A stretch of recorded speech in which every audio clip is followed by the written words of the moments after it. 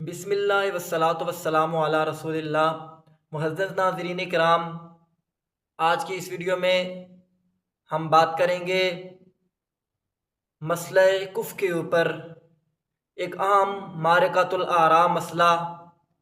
کہ سید زادی کا غیر سید کے ساتھ نکاح کرنا جائز ہے کہ نہیں ہے، اور جو مسئلہ کفر ہے اس کے اوپر وارد احادیث کی روشنی میں ائمہ اربعہ یعنی شوافع، احناف، حنابلہ، مالکیہ کا موقف کیا ہے اور ان کے دلائل کیا ہیں، اور مسئلہ کفر کی اہمیت احادیث کریمہ کی روشنی میں کیا ہے۔ چونکہ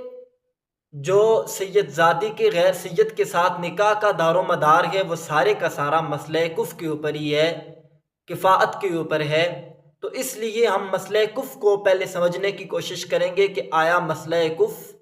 یہ ائمہ امت کے نزدیک، محدثین کے نزدیک، فقہاء کے نزدیک اس کی اہمیت کیا ہے، اور مسئلہ کفر کتنا ضروری ہے، اس کے اوپر عمل کرنا نکاح کے وقت کتنا ضروری ہے، اس کی شرعی حیثیت کیا ہے، اور اس پورے معاملے کا ہم احاطہ کریں گے۔ لیکن پہلے تو یہ کہ کفات کے بارے میں جو احادیث کریمہ وارد ہیں وہ کون کون سی ہیں، ان کی مکمل تخریج انشاءاللہ میں بیان کروں گا۔ کوشش کروں گا کہ جو احادیث جن سے استدلال کیا جاتا ہے، جو قابل حجت روایات ہیں، ان روایات کو لازمی ذکر کروں۔ ساری روایات کا احاطہ نہیں کیا جائے گا، کچھ روایات کو ذکر کیا جائے گا۔ تو سب سے پہلے تو یہ سمجھیں گے، ہم جن چیزوں کو ڈسکس کریں گے ان میں سے یہ ہے کہ کفر کہتے کس کو ہیں، کفر کا لغوی معنی اور اس کا شرعی مفہوم کیا ہے، اس کی اصطلاحی تعریف کیا ہے، اور دوسرا ہم یہ ڈسکس کریں گے کہ کفر کی نکاح کے اندر حیثیت کیا ہے، آیا نکاح میں کفر کا اعتبار کس لحاظ سے ہے، کیا کفر کے، اور ساتھ یہ بھی ڈسکس کریں گے کہ کیا کفر کے بغیر غیر کفر میں نکاح ہوتا ہے کہ نہیں ہوتا، اس پر ائمہ کرام کی کیا آراء ہیں، ان کا کیا فیصلہ ہے، اور اس کے اوپر انشاءاللہ ائمہ اربعہ کے ادلہ سے بات کروں گا، ان کے دلائل سے بات کروں گا، اور پھر کفر کے بارے میں جتنی حدیث ہیں ساتھ ساتھ ان کو بھی ڈسکس ہر معاملے کے اوپر کیا جائے گا۔ تو سب سے پہلے جو کفاءت ہے، جو کفر ہے، اس کا لغوی معنی ہے برابر ہونا، ہمسر ہونا، کسی کی نظیر ہونا، برابری ہونا۔ اس کا اصطلاحی معنی ہے کہ کوئی بھی عورت نکاح کرتے وقت وہ مرد جو ہے وہ عورت کی ہم پلہ ہو، یعنی مرد عورت سے کم نہ ہو، اور کفاءت کا اعتبار یہ متفقہ ہے، تمام علماء کے اس پہ اتفاق ہے کہ کفاءت کا اعتبار مرد کی طرف سے ہوگا، یعنی مرد عورت کے ہم پلہ ہو۔ یہ نہیں ہے عورت اگر کم تر بھی ہے تو ٹھیک ہے، لیکن مرد کو عورت سے کم تر نہیں ہونا چاہیے، کم از کم یا عورت کے برابر ہونا چاہیے یا پھر عورت سے اعلیٰ درجے کا ہونا چاہیے۔ تو یہ مین کفر کا مفہوم ہے کہ مرد جو ہے وہ عورت سے کم تر نہ ہو، مرد عورت سے کم درجے کا نہ ہو، مرد کی اہمیت و حیثیت عورت سے زیادہ ہو یا کم از کم عورت کے برابر ہو۔ اور یہ کفر اس لیے اس کو وضع کیا گیا ہے، یہ بھی علماء کرام کا متفقہ فیصلہ ہے کہ کفر کا اعتبار اس لیے کیا گیا ہے، شریعت نے کفر کو اس لیے متعارف کروایا ہے کہ کوئی بھی عورت نہیں چاہتی، اور کسی بھی عورت کے گھر والے یہ نہیں چاہتے کہ ان کی بیٹی بہن کا نکاح کسی خسیس شخص کے ساتھ ہو، کسی کم تر گھٹیا آدمی کے ساتھ ہو۔ تو ہر شخص یہی چاہتا ہے کہ اس کی بہن بیٹی کسی اچھے اعلیٰ خاندان میں جائے، تو اس لیے شریعت نے اس کا اعتبار نکاح کے اندر رکھا ہے۔ اب ہم دیکھتے ہیں کہ کفر کی حیثیت کیا ہے، اور کفر کے بارے میں جو احادیث آئی ہیں ان سے ہم استدلال کریں گے کہ ائمہ کرام نے کیا استدلال کیا ہے کہ کفر کی نکاح کے اندر اس کی حیثیت اور اہمیت کتنی ہے، کیا اہمیت ہے کفر کی۔ تو سب سے پہلے میرے آقا کریم صلی اللہ علیہ وآلہ وسلم کی حدیث ہے، حضور اقدس صلی اللہ علیہ وآلہ وسلم نے ارشاد فرمایا، تم نسل بڑھانے کے لیے نکاح کا انتخاب کرو اور کفر ہی کے ساتھ نکاح کرو۔ تم نسل بڑھانے کے لیے عورتوں کے ساتھ نکاح کو اختیار کرو، اور تم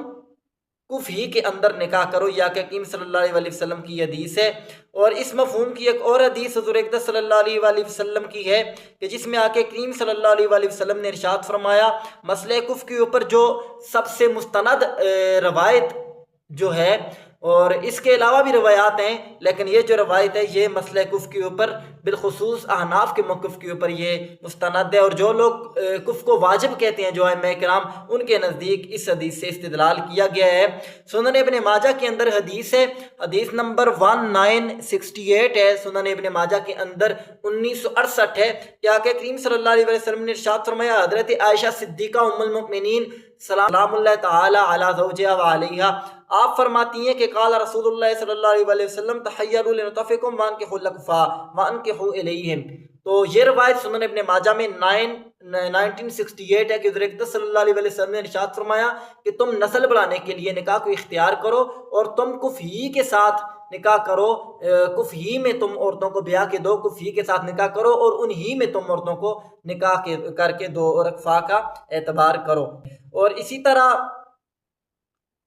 سنن دار قطنی کے اندر حدیث ہے کہ حضور اقدس صلی اللہ علیہ وسلم نے ارشاد فرمایا، حضرت جابر بن عبداللہ رضی اللہ تعالیٰ عنہ، آپ اس حدیث پاک کے راوی ہیں، کہ حضور نے ارشاد فرمایا، لا تنکحوا النساء الا الاقفاء ولا یزوجہن الا الاولیاء، کہ حضور اقدس صلی اللہ علیہ وسلم نے ارشاد فرمایا کہ عورتوں کا نکاح نہ کریں،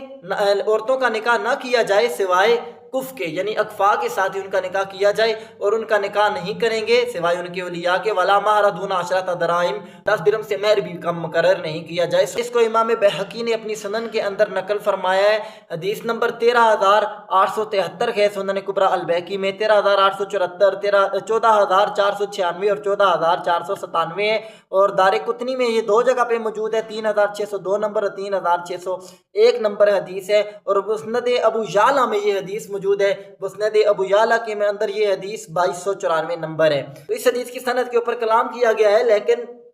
علماء نے، محدثین کرام نے اس کا جواب یہ دیا ہے۔ علامہ عینی رحمۃ اللہ تعالی علیہ جو صاحب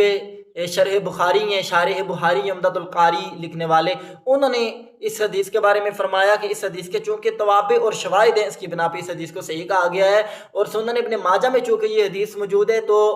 سلسلہ تو صحیحہ کے اندر بھی یہ حدیث ہے، 1442 نمبر، شیخ البانی نے اسے سلسلہ صحیحہ کے اندر روایت کیا ہے، اور اس حدیث کو شواہد اور مطابعات کی بنا کے اوپر انہوں نے اس روایت کو حسن قرار دیا ہے۔ حضرت علی فرماتے ہیں، حضور نے مجھے فرمایا کہ علی تم نے 3 چیزوں کے اندر تاخیر نہیں کرنی، ان میں سے ایک یہ ہے کہ جب نماز کا وقت ہو جائے تو اس میں تاخیر نہیں کرنی، اور دوسرا یہ ہے کہ جب جنازہ حاضر ہو جائے تو اس میں تاخیر نہیں کرنی، اور تیسرا جب کسی کنواری یا بیوہ عورت کے لیے تمہیں کف کے اندر رشتہ مل جائے تو تم نے اس کے اندر تاخیر نہیں کرنی ہے۔ یہ حدیث بھی کف کے اوپر دلالت کرتی ہے، ترمذی شریف میں 171 نمبر حدیث ہے۔ اسی طرح مستدرک علی الصحیحین کے اندر حدیث نمبر 2687 اور 2688 ہے، اور امام حاکم نے کہا ہے کہ یہ حدیث صحیح الاسناد ہے، لیکن امام بخاری اور امام مسلم نے اس روایت کو نقل نہیں کیا۔ اس کے اوپر بھی امام ذہبی نے اس حدیث کے اوپر بھی کلام کیا ہے۔ تو اس نے امام ابن حمام رحمۃ اللہ تعالیٰ نے فتح القدیر کے اندر یہ فرمایا ہے کہ جو احادیث ضعیف ہیں وہ شواہد کی بنا کے اوپر، اور چونکہ اس سارے مسئلے کا دار و مدار عرف کے اوپر ہے، اور دوسرا ضعیف روایت کے اگر ترک متعدد ہو جائے تو وہ بھی حسن کے درجے کو پہنچ جاتی ہے، اس لیے یہ تمام روایات جو ہیں ان دیگر اپنے شواہد اور مطابعات کی بنا کے اوپر ان کی تصحیح فرمائی گئی ہے۔ تو اب یہ دیکھتے ہیں، اب کف ثابت ہو گیا کہ آقا کریم صلی اللہ علیہ وسلم کا حکم ہے کہ تم نے کف کے بغیر نکاح نہیں کرنا، اور اولیاء کف کے بغیر عورت کا نکاح نہ کریں۔ اب یہ دیکھتے ہیں کہ کیا کف کی شرعی حیثیت نکاح کے اندر کیا ہے، تو اس کے اوپر علماء امت کا اتفاق ہے، تمام تر علماء متفق ہیں کہ کف کا نکاح کے اندر اعتبار کیا جائے گا، اور کف نکاح کے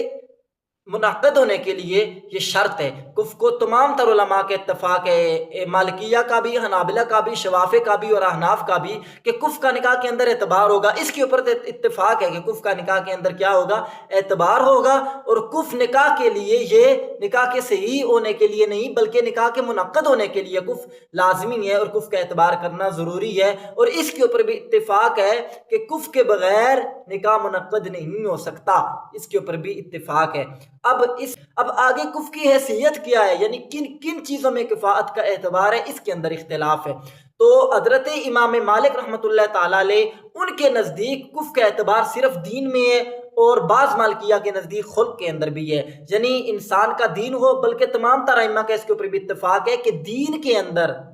تمام تر امام مالک، امام شافعی، امام احمد بن حنبل اور احناف، تمام تر امت کا، بلکہ تمام تر امت کا اس کے اوپر اتفاق ہے، تمام علماء امت کا اتفاق ہے، مجتہدین امت کا اتفاق ہے کہ دین کے اندر کفر کا اعتبار کیا جائے گا۔ اور دین سے یہ مراد ہے کہ اسلام اور کفر بھی مراد ہے، اور اس کے ساتھ ساتھ جو شوہر ہو وہ فاسق نہ ہو، وہ گناہ کبیرہ کا ارتکاب کرنے والا نہ ہو، اس چیز کا اعتبار کیا جائے گا۔ تو سب سے پہلے تمام تر ائمہ کا جس بات کے اوپر اتفاق ہے وہ یہ ہے کہ کفر کا اعتبار دین اور خلق کے اندر کیا جائے گا، کہ شوہر اخلاق حسنہ کا مالک ہو، اخلاق رذیلہ کا مالک نہ ہو، شرابی نہ ہو، اسی طرح سے چوری کرنے والا نہ ہو، ان برائیوں کا، گناہ کبیرہ کا ارتکاب کرنے والا نہ ہو، فاسق و فاجر نہ ہو۔ تو اس کے اوپر اتفاق ہے کہ اگر کسی عورت کا نکاح ایسی جگہ پہ کر دیا جائے کہ وہ شوہر دیندار نہیں ہے، وہ گناہ کبیرہ کے ارتکاب کرنے والا ہے، فاسق و فاجر ہے، تو ایسے شخص کا جو نکاح ہے یہ منعقد ہی نہیں ہوگا۔ اس کے اوپر علماء کا اتفاق ہے۔ تو امام مالک نے صرف دین ہی کا اعتبار کفر کے اندر کیا ہے، اور امام مالک کی مستدل جو روایت ہے وہ بخاری شریف کی روایت ہے۔ امام مالک کے نزدیک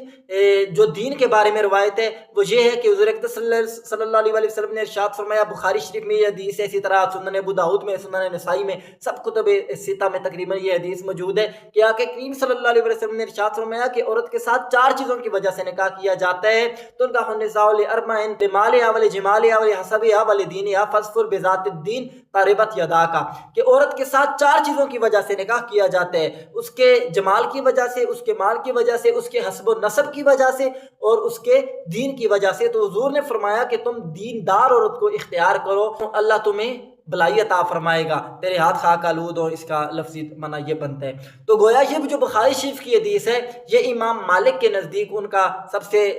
قوی، ان کا مستدل اس روایت سے بنتا ہے کہ حضور نے خود ہی فرما دیا کہ تم دیندار عورت کو ترجیح دو۔ تو جب دیندار عورت کو ترجیح دینے کا ذکر ہے تو گویا اس کو ہوتے ہوئے باقی 4 چیزوں کا اعتبار ساقط ہو جائے گا، باقی چیزوں کا اعتبار ساقط ہو جائے گا۔ یہ امام مالک نے اس روایت سے، اور اسی طرح ترمذی شریف میں حدیث ہے کہ حضور اکرم صلی اللہ علیہ وسلم نے ارشاد فرمایا کہ جب تمہیں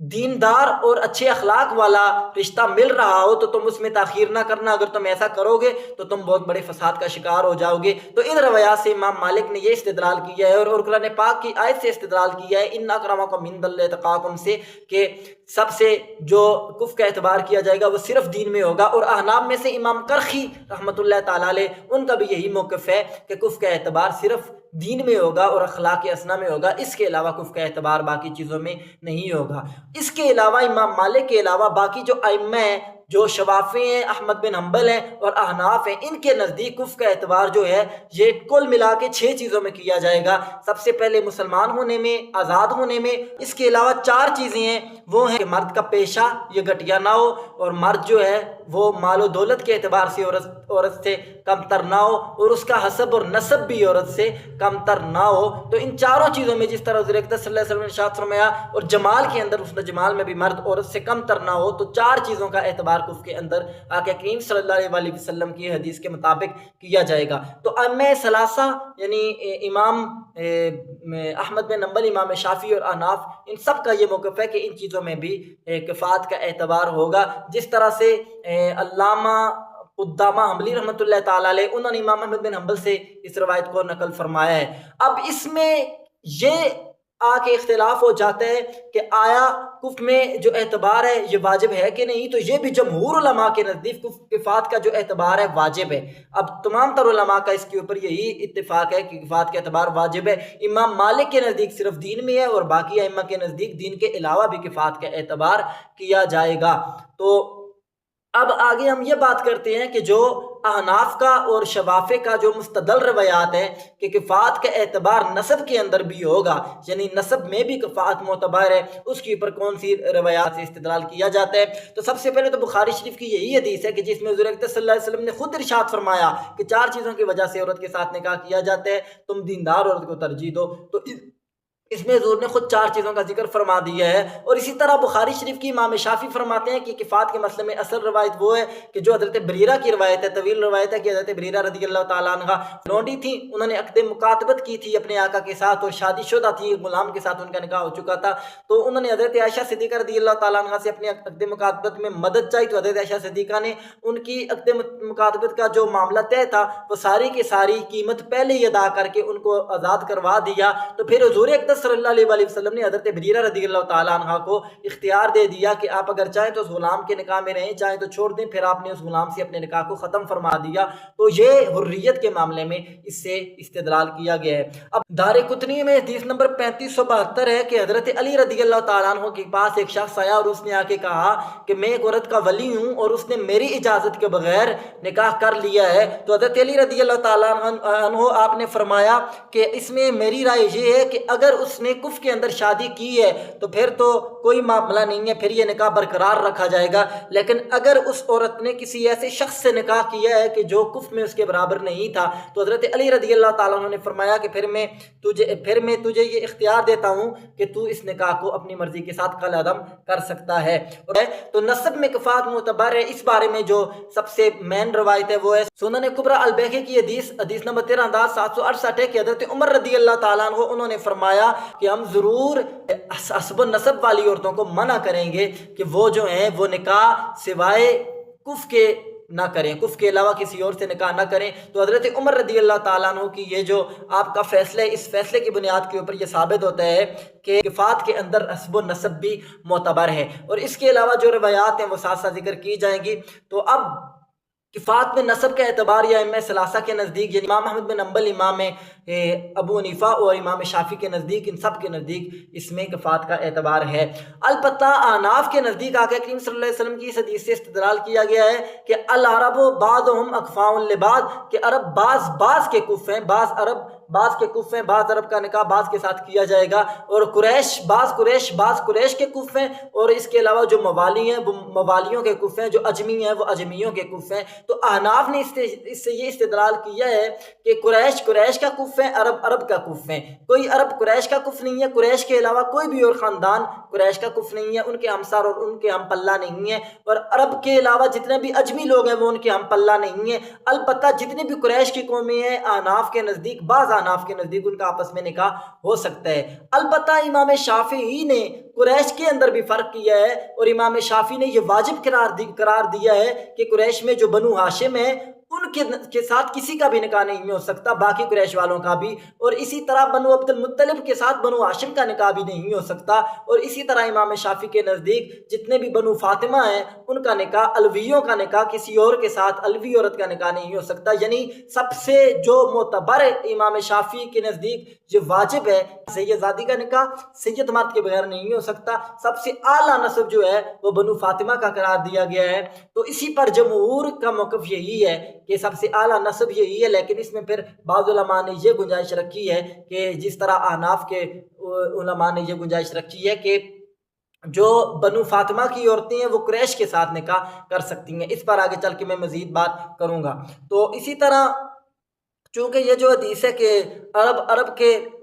کف ہیں، بلوغ المرام میں حدیث نمبر 855 ہے، اور یہ جو حدیث ہے مجمع الزوائد میں بھی یہ حدیث موجود ہے۔ یہ حدیث نمبر 7445 ہے کہ حضور اقدس صلی اللہ علیہ وسلم نے ارشاد فرمایا کہ عرب ایک دوسرے کا کف ہے اور موالی ایک دوسرے کا کف ہے، اور اسی طرح طبرانی نے اس کو المسند کے اندر نقل فرمایا ہے، 1424 نمبر یہ حدیث ہے۔ مسند بزار میں حضرت ابن عمر سے حدیث نمبر 4249 ہے۔ تو اس حدیث کے اوپر بھی، اس کی سند کے اوپر بھی کچھ کلام کیا گیا ہے، لیکن فتح القدیر کے اندر علامہ ابن حمام نے اور دیگر جتنے بھی ائمہ کرام ہیں انہوں نے نقل فرمایا ہے کہ یہ جو حدیث ہے، اس حدیث کی بہت ساری چونکہ سندیں موجود ہیں، اور عرف کے اندر نکاح کا جو کفات کا اعتبار ہے وہ عرف پر ہے، اس کا دار و مدار عرف کے اوپر ہے، تو اس لیے اس حدیث کو صحیح حسن قرار دیا گیا ہے مطابعات کی بنا کے اوپر، اور اس کے اوپر چونکہ علماء کا فقہاء کا عمل ہے، جمہور کا عمل اس کے اوپر ہے، تو اس لیے اس کو صحیح قرار دیا گیا ہے۔ تو اب یہاں سے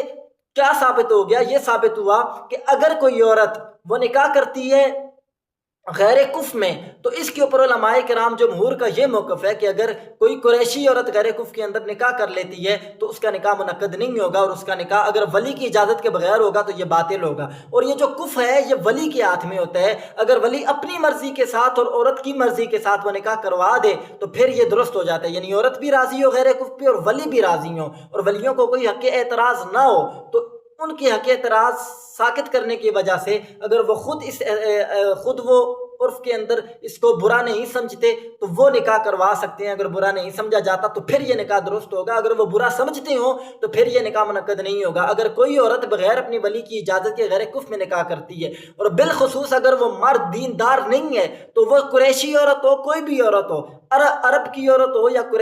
قریش کے قوم کی عورت ہو، وہ اگر کہیں پہ ولی کی اجازت کے بغیر نکاح کرتی ہے، ہماری جس طرح سے اکثر کورٹ میرج ہوتی ہیں اور ان کے اوپر ولیوں کو حق اعتراض ہوتا ہے، تو یہ نکاح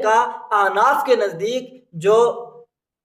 مفتابہی قول ہے اس کے مطابق یہ نکاح منعقد نہیں ہوگا، اور جو ظاہر الروایہ ہے اس کے مطابق نکاح منعقد ہو جائے گا، لیکن ولادت سے پہلے پہلے ولیوں کے اس نکاح کے فسخ کروانے کا حق ہوگا، وہ عدالت سے اس کو فسخ کروا سکتے ہیں۔ تو فتویٰ اسی قول پہ دیا ہے احناف نے، جس طرح در مختار کے اندر ہے، فتح القدیر کے اندر ہے، اور اسی طرح فتاوی عالمگیری کے اندر ہے کہ نکاح منعقد ہی نہیں ہوگا، اور اس کے اوپر فتویٰ دیا گیا ہے کہ اگر ولی کی اجازت کے بغیر کوئی عورت غیر کف میں نکاح کر لیتی ہے تو وہ نکاح باطل ہوگا اور نکاح منعقد نہیں ہوگا۔ تو یہ سوچنا چاہیے ہمارے لوگوں کو کہ جو عورتوں کے نکاح کورٹ کے اندر کیے جاتے ہیں، اگر وہ غیر کف میں کیے جاتے ہیں تو ان کی پھر اس شرعی حیثیت کے بارے میں اللہ کے بارگاہ میں وہ کیا جواب دیں گے۔ اور ہماری عورتوں کو بھی سوچنا چاہیے کہ جو اس طرح کا معاملہ کرتی ہیں یہ شدید گناہ ہے، ایک تو والدین کی نافرمانی کا الگ سے گناہ ہے، اور دوسرا اس کے اندر اگر وہ سید زادی نہیں بھی ہے، کوئی بھی عورت ہے، اگر وہ اس طرح سے کرتی ہے تو والدین کی اور اولیاء کی جو اس میں عزت والا معاملہ ہے، ان کی اہانت والا معاملہ ہے، یہ الگ سے ہے۔ اور اگر غیر کف میں کرتی ہے تو اس کا نکاح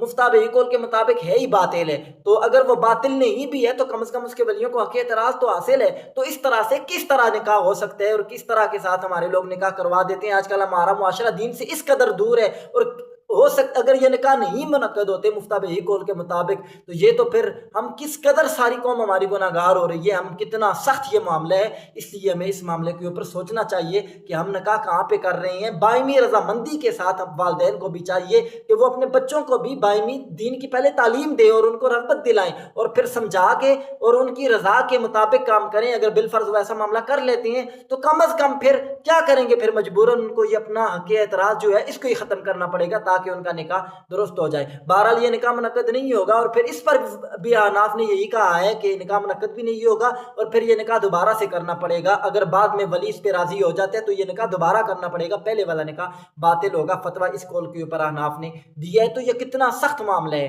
اب یہ تو ہے باقی قریش کا، اگر باقی قریش کے بارے میں یہ اتنا سخت معاملہ ہے تو پھر خود سوچئے کہ جو سید زادیاں ہیں جن کا سب سے اعلیٰ نسب ہے، سب سے عالی خاندان ہے، پھر اس کے معاملے میں کتنا سخت معاملہ ہوگا، اور پھر وہ کتنی سخت گناہ گار ہوں گی اگر وہ اس طرح کا معاملہ کسی غیر قوم کے ساتھ کرتی ہیں۔ اور اگر وہ اس طرح کا نکاح کرتی ہیں تو والدین کی نافرمانی الگ سے ہے، جیسا کہ شاہ ولی اللہ محدث دہلوی رحمۃ اللہ تعالیٰ علیہ، ان سے جب اس بارے میں سوال ہوا تو انہوں نے کہا کہ قرآن نے وبالوالدین احسانہ کہا ہے، تو وبالوالدین احسانہ جب قرآن کہہ رہا ہے تو یہ سخت گناہ گار بھی ہوں گی اور ان کا نکاح منعقد نہیں ہوگا۔ شاہ ولی اللہ محدث دہلوی نے بھی اسی کو نقل فرمایا ہے۔ تو اب ہم یہ بات کرتے ہیں کہ امام شافعی نے، انہوں نے، اور امام احمد بن حنبل کے نزدیک ان کی صحیح روایت کے مطابق جو ہاشمی عورت ہے اس کا نکاح غیر ہاشمی کے ساتھ نہیں ہو سکتا، جو الوی ہے اس کا نکاح غیر الوی کے ساتھ نہیں ہو سکتا۔ اور احناف میں سے فتاوی عالمگیری کے اندر اس کے اوپر فتویٰ موجود ہے کہ الوی کے ساتھ غیر الوی کا نکاح نہیں ہو سکتا، اگرچہ وہ عالم ہی کیوں نہ ہو۔ بعض لوگوں نے علم کی وجہ سے یہ اجازت دی ہے کہ سید زادی، اور آج کل بھی فتویٰ دیا جاتا ہے کہ اگر کسی غیر قوم کے عالم کے ساتھ سید زادی نکاح کر لیتی ہے تو اس کا نکاح درست ہوگا۔ تو یہ بات فتاوی عالمگیری کے اندر موجود ہے کہ سید زادی کا نکاح، کہ الوی عورت کا نکاح وہ عالم کے ساتھ بھی درست نہیں ہے، فتاوی عالمگیری میں یہ بات موجود ہے۔ تو جب فتاوی عالمگیری کے اندر یہ موجود ہے کہ صحیح یہ ہے کہ الویہ کا نکاح غیر الوی کے ساتھ عالم کے ساتھ بھی نہیں ہو سکتا، تو پھر سید زادی کا نکاح کسی غیر الوی عالم کے ساتھ کیسے ہو سکتا ہے؟ اور دوسرا میں یہاں پہ یہ بھی واضح کرتا چلوں کہ جو علماء اس کے اوپر یہ فتویٰ دیتے ہیں کہ جی ٹھیک ہے ہو جاتا ہے نکاح کر لیں، ان اکرمکم عند اللہ اتقاکم، اس میں کوئی حرج والی بات نہیں ہے۔ اگر سیدزادیاں غیر سیدزادوں کے ساتھ نکاح کریں تو اس میں کوئی حرج والی بات نہیں ہے، جو علماء یہ کہتے ہیں اور جو لوگ یہ کہتے ہیں۔ میں ان سے پوچھتا ہوں کہ کیا آپ اپنی بیٹی کا رشتہ کسی ایسی قوم والے شخص کو دینے کے لیے تیار ہیں جو آپ کے موافق نہ ہو؟ یہی مولوی جو فتوے دیتے ہیں، یہ اپنی بیٹی کا رشتہ اگر کوئی عالم بھی ہو اس کے پاس سب سے پہلے یہ دیکھیں گے مال و دولت ہے کہ نہیں ہے، یہ تو کسی دوسری قوم کے عالم کو دینے کو بھی تیار نہیں ہوں گے، سب سے پہلے دیکھیں گے کہ اس کے پاس بنگلہ کار کوٹھی ہے کہ نہیں ہے۔ آج کل ہمارا معاشرہ اس طرف چلا گیا، حالانکہ سب سے پہلے تو دین کا اعتبار ہے کفات کے اندر، لیکن یہی علماء اپنی بیٹیوں کو دیندار کو بھی دینے کے لیے تیار نہیں ہوں گے، اس وجہ سے کہ اس کے پاس اگر رقم نہیں ہوگی۔ تو اگر آپ پیسوں کی وجہ سے اپنی بیٹی کو کسی دیندار کو دینے کے لیے تیار نہیں ہیں تو کیا سادات کا حسب اور نسب اس کا ہمیں یاد رکھنا چاہیے کہ نہیں رکھنا چاہیے؟ اور دوسرا یہ چیز بھی ہمیں سوچنی چاہیے کہ اگرچہ یہ جائز بھی ہو، جو علماء جائز کہتے ہیں اگرچہ ان کے فتوے کے مطابق جائز بھی ہو، پھر بھی سوچنے کی بات یہ ہے اگر کفات کا اعتبار یہ واجب نہیں بھی ہے، حالانکہ اس کے اوپر علماء کا فتوی ہے، علامہ ابن قدامہ حنبلی نے انہوں نے لکھا ہے کہ اس کے اوپر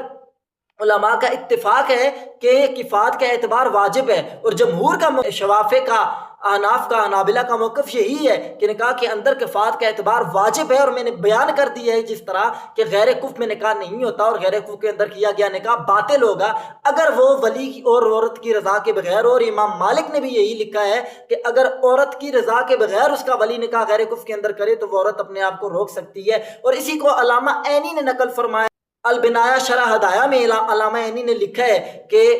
کفات کا اعتبار ہے وہ نکاح کے اندر معتبر ہے، اور اس اعتبار سے یہ مراد ہے کہ کفات کے بغیر جو نکاح ہے وہ جواز کو روکنے والا ہے، جواز سے مانع ہے، اور اس کے عدم جواز کا قول کیا جائے گا۔ تو کفات کا اعتبار اس قدر ہے، اور اس کفات کو نکاح کے اندر شرط قرار دیا ہے جمہور علماء کرام نے، اور واجب قرار دیا ہے جمہور علماء کرام کے نزدیک یہ واجب ہے۔ اور غیر کف میں علماء احناف اور جمہور علماء کے نزدیک غیر کف کے اندر نکاح کرنا یہ حرام ہے۔ اور اگر نکاح ہو بھی جائے تو کم از کم اس کے اندر پھر یہ ہوگا کہ غیر کف میں نکاح کرنے کی وجہ سے عورت گناہ گار ضرور ہوگی، اور بالخصوص سادات کا نکاح اگر غیر کف کے اندر کیا جاتا ہے تو اس میں اگر عورت اپنی مرضی سے کرتی ہے تو سب سے پہلے تو وہ اپنے والدین کی نافرمانی کی وجہ سے یہ الگ سے گناہ ہوگا، اور اس کے علاوہ اللہ نے اسے عالی نسب عطا کی ہے، اور شریعت نے اس کے لیے کف کے اعتبار کو بھی متعین کر دیا ہے، شریعت نے اس کے لیے آسانی بھی رکھی ہے، اس کے باوجود وہ اس کو ٹھکرا رہی ہے، اپنے عالی نسب کو ٹھکرا رہی ہے، اس پر بھی وہ گناہ گار ہوگی۔ اور اللہ نے اس کے نسب کو سیدھا کائنات سلام اللہ علیہ ابی و علیہ سے جوڑا ہے، اور وہ اپنے نسب کو کسی اور قوم اور قبیلے کے ساتھ اور کسی کمتر قبیلے کے ساتھ اگر وہ جوڑتی ہے تو اس کے اوپر بھی وہ گناہ گار لازمی ہوگی۔ اور بروز قیامت آقا کریم صلی اللہ علیہ وسلم نے ارشاد فرمایا کہ تمام تر جو حسب اور نسب ہیں وہ منقطع ہو جائیں گے سوائے میرے حسب و نسب کے۔ تو بروز قیامت جب حضور کے نسب کی یہ شان بروز قیامت بھی برقرار رہے گی تو ہم خود ہی جان بوجھ کے اس نسب کی اہمیت کو گھٹائیں تو یہ ہمیں سادات کو روا نہیں دیتا۔ اور میں اپنے سادات بھائیوں سے بھی کہتا ہوں کہ خدارا سیدزادیوں کے ساتھ نکاح کریں، کہ تاکہ ہمارے سیدزادیوں کے نکاح سادات کے ساتھ ہوں، اور ان کو آپ ترجیح دیں گے تو تب بھی یہ ان کی مجبوری نہیں بنے گی کہ وہ خاندان سے باہر نکلیں گی۔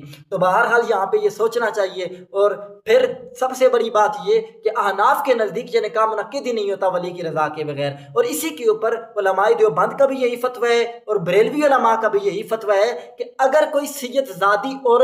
وہ ولی کی اجازت کے بغیر کسی غیر قریشی کے ساتھ نکاح کر لے تو پھر تو اس کے اوپر اتفاق ہے کہ اس کا نکاح منعقد ہی نہیں ہوگا۔ اگر وہ عالم ہو تو کچھ علماء اجازت دیتے ہیں، لیکن پھر بھی صحیح فتاوی عالمگیری کے مطابق یہی ہے کہ اس کا نکاح منعقد نہیں ہوگا۔ اور اسی طرح ہماری فتاوی شامی کے اندر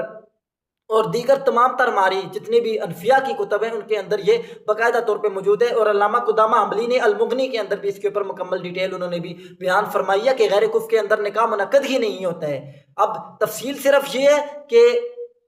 کچھ علماء نے یہ کہا ہے کہ اگر قریشی خاندان کے ساتھ کر لیے گی تو ہوگا، لیکن اس میں بھی صحیح ہے کہ وہاں پہ بھی نکاح نہیں کیا جائے گا، اور اس میں بھی ہمارا مختار یہی ہے کہ اس کا نکاح منعقد نہیں ہوگا اگر وہ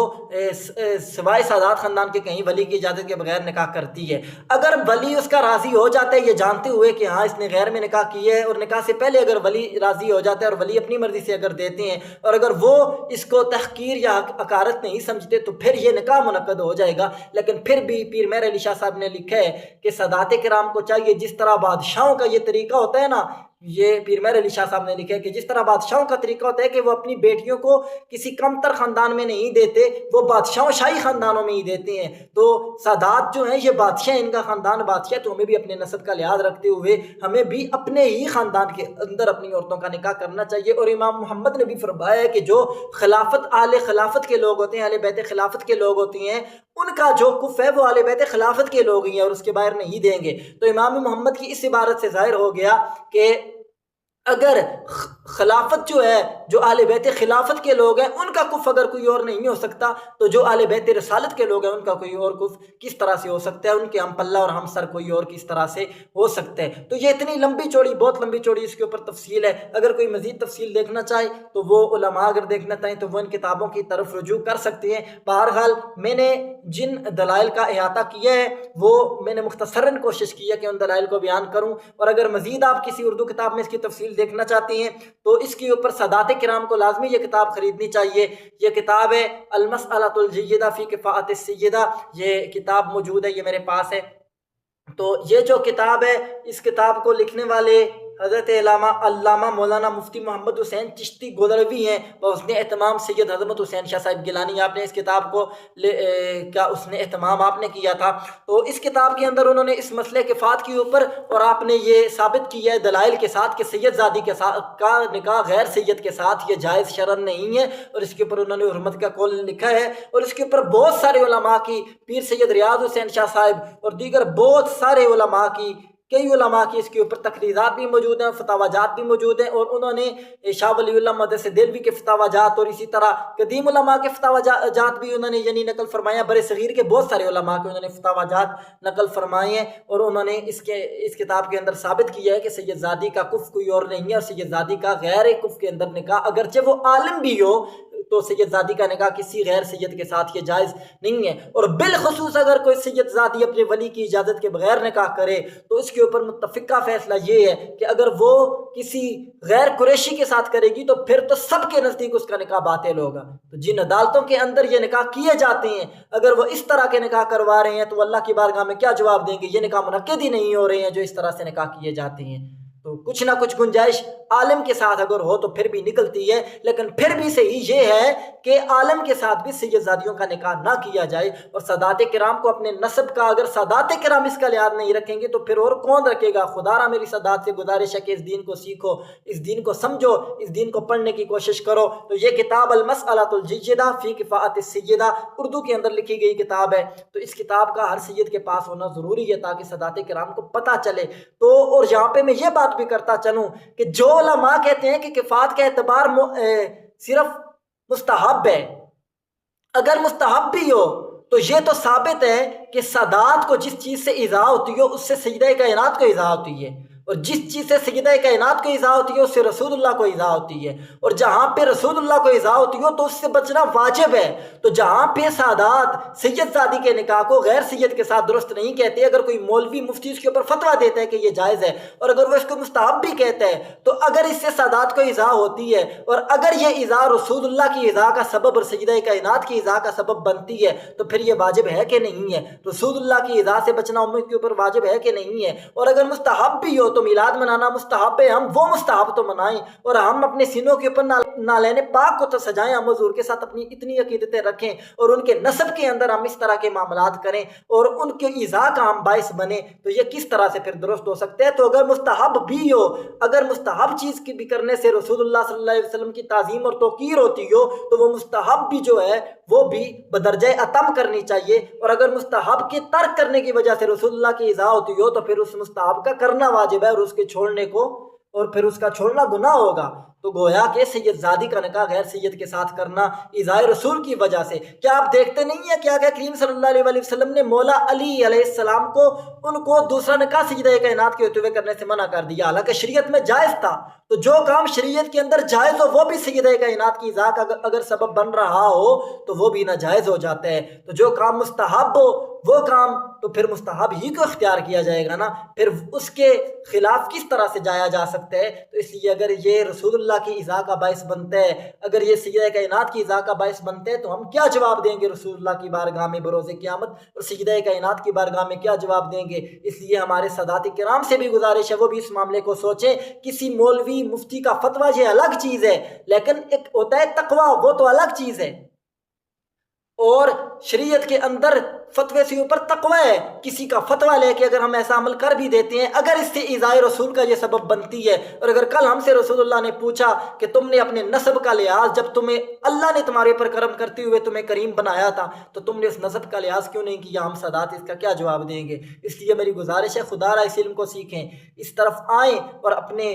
مقام کو سمجھنے کی کوشش کریں۔ ہمیں یہ بھی سوچنا چاہیے کہ جو سید زادیاں آج گھروں میں بیٹھی ہوئی ہیں، ان کے نکاح نہیں ہو رہے، اگر سادات ان کے ساتھ نکاح نہیں کرتے ہیں ان کی غریبی کی وجہ سے، غربت کی وجہ سے، تو ہم رسول اللہ کی بارگاہ میں کیا جواب دیں گے؟ اس لیے اپنے معاشرے میں دیکھیں جتنے سید زادیوں کے نکاح نہیں ہو رہے ہیں، خدا را ان کے ساتھ تعاون کریں۔ غربت کی وجہ سے، مہنگائی کی وجہ سے جو سادات پریشان ہیں، ہم نعرے لگاتے ہیں، دیگیں پکاتے ہیں، میلاد منانے کے بارے میں آپ سے نہیں پوچھا جائے گا، لیکن اگر رسول اللہ نے بروز قیامت یہ پوچھا کہ تمہارے محلے کے اندر سے یہ زادیاں موجود تھیں کہ جن کے نکاح نہیں ہو رہے تھے، جن کے پاس کھانے کے لیے روٹی نہیں تھی، تو تم